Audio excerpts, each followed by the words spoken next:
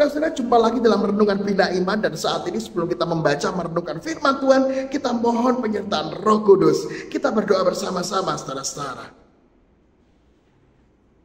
Sungguh-sungguh anugerah ya Tuhan, ketika saat ini Tuhan memberi kami kesempatan untuk menikmati kehidupan ini. Dan saat ini kami akan memulainya dengan perenungan firman Tuhan.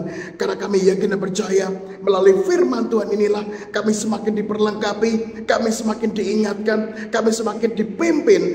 Semakin hari semakin memuliakan nama Tuhan di dalam pekerjaan kehidupan kami. Terima kasih Tuhan, hanya di dalam nama Yesus kami siap untuk membaca, merenungkan, dan menghidupi firman-Mu. Dalam nama Yesus kami berdoa.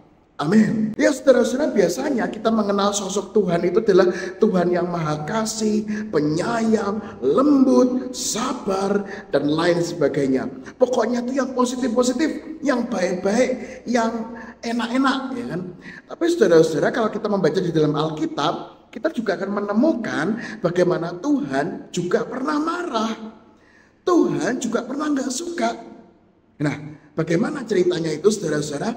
Mari kita buka bersama-sama di dalam Bilangan pasal 21 ayat 4 sampai 9. Demikian bunyinya.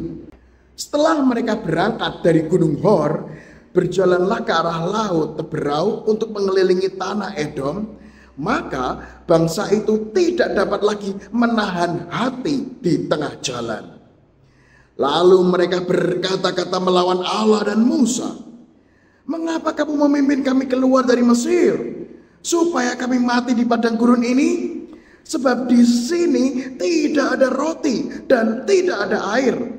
Dan akan makanan hambar ini kami telah muak.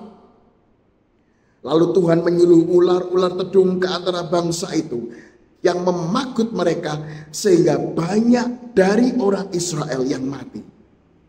Kemudian datanglah bangsa itu mendapatkan Musa dan berkata, "Oh, kami telah berdosa sebab kami berkata-kata melawan Tuhan dan engkau. Berdoalah kepada Tuhan supaya dijauhkannya ular-ular ini daripada kami." Lalu Musa berdoa untuk bangsa itu. Maka berfirmanlah Tuhan kepada Musa, "Buatlah ular tedung dan taruhlah itu pada sebuah tiang. Maka setiap orang yang tertakut jika ia melihatnya akan tetap hidup." Lalu Musa membuat ular tembaga dan menaruhnya pada sebuah tiang. Maka jika seorang dipakut ular dan ia memandang kepada ular tembaga itu, tetaplah ia hidup. Nah, saudara-saudara terkasih sama Tuhan Yesus, disinilah kita melihat bagaimana Tuhan sangat tegas kepada bangsa Israel, bahkan dalam tanda kutip kelihatan kejam. Karena apa? Karena pada waktu itu ketika bangsa Israel mengeluh, kemudian Tuhan memberikan yang namanya ular tedung dan memagut sehingga banyak orang yang mati di padang gurun. Nah, saudara-saudara, memang kelihatannya Tuhan ini kejam, galak gitu. Tetapi kita melihat saudara-saudara, paling tidak ada dua hal yang kita renungkan. Yang pertama adalah apa yang dilakukan Tuhan itu tujuannya adalah supaya bangsa Israel itu berbalik kepada Tuhan, supaya bangsa Israel hidupnya lebih enak.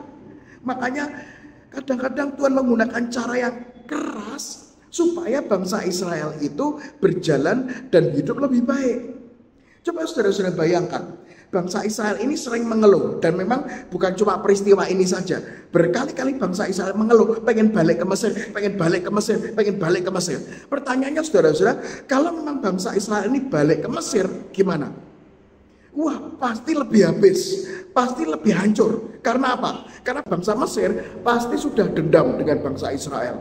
Karena ingat, tulah-tulah dan yang paling berat adalah tulah ke-10, ya kan? Anak sulung meninggal.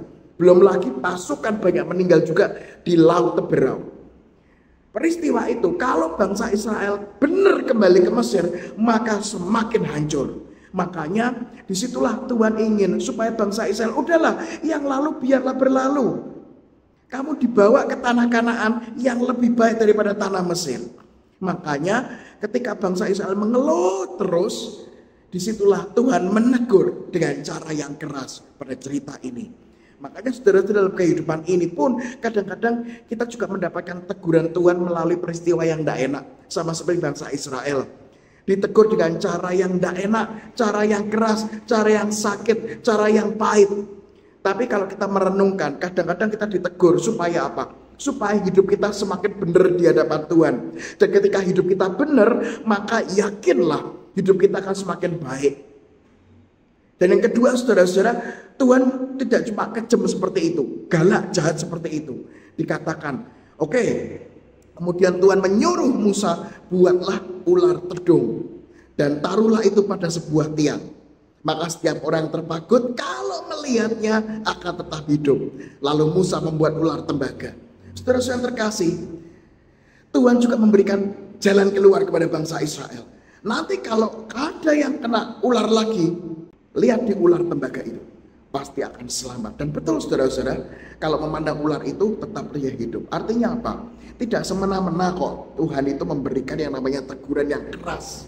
Tapi dia juga dengan kasih dan cintanya, dia memberikan jalan keluar di dalam setiap apapun yang kita kerjakan sepanjang kita bersandar kepada Tuhan.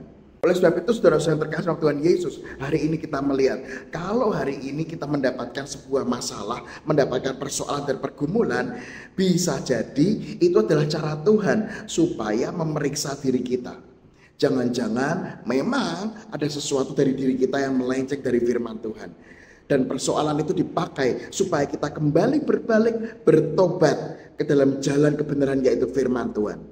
Tapi dengan catatan ya saudara-saudara, jangan sampai setiap pergumulan berarti dari dosa kita. Tidak juga. Nanti di lain waktu kita juga melihat bagaimana pergumulan juga bisa datang bukan dari diri kita. Tapi hari ini bisa jadi persoalan pergumulan itu berasal dari diri kita juga. Karena kita menyimpang dari firman Tuhan. Sama seperti bangsa Israel yang marah dan melawan Tuhan. Oleh sebab itu saudara-saudara yang terkasih, yuk kita periksa diri kita. Jangan sampai kita menyimpang dari Tuhan. Dan kalau kita ditegur sama Tuhan, ayo kita berbalik kembali kepada Tuhan. Amin.